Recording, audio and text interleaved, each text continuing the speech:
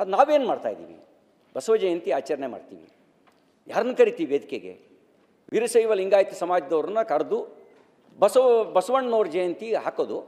ಅಂದರೆ ಬಸವಣ್ಣವರು ಯಾವುದನ್ನು ಮೀರಿ ಸಮಾಜದ ಸುಧಾರಣೆ ಬಯಸಿದ್ರೋ, ಯಾವುದನ್ನು ಮೀರಿ ಸಮಾಜಕ್ಕೆ ಒಂದು ಶಕ್ತಿ ತುಂಬ ಪ್ರಯತ್ನ ಮಾಡಿದ್ರು, ಅವ್ರನ್ನ ನಾವು ಜಾತಿ ಲೀಡ್ರ್ ಮಾಡ್ತೀವಿ.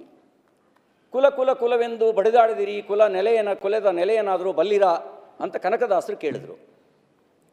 ಕರ್ಣದಲ್ಲಿ ಜನಿಸಿದವರು ಉಂಟೆ ಅಂತ ಕೇಳಿದರು, ಕಿವಿಲಿ ಯಾರು ಹುಟ್ಟೋರಿದ್ದಾರಾ ಅಂಥೇಳಿ. ಆ ಕೊಟೇಶನ್ ಹಾಕಿ, ಕನಕದಾಸರ ಫೋಟೋ ಹಾಕಿ, ಕೊನೆಗೆ ನಾವು ಏನು ಅಂದರೆ ಎಲ್ಲ ಹಾಲುಮತ ಸಮಾಜದವರು ಕುರುಬರೆಲ್ಲರೂ ಒಗ್ಗಟ್ಟಾಗಿ ಒಂದಾಗಿ ಬನ್ನಿ ಕನಕ ಜಯಂತಿಗೆ ಅಂತ ಅನ್ನೋದು. ಅಂದರೆ ಯಾರು ಸಮಾಜ ಸುಧಾರಣೆಗೆ ಹೊರಟರು ಅವ್ರನ್ನ ಜಾತಿ ಐಕಾನ್ಗಳನ್ನಾಗಿ ಪರಿವರ್ತನೆ ಮಾಡೋದು, ಅವ್ರನ್ನೇ ಬಳಸ್ಕೊಂಡು ಜಾತಿಯ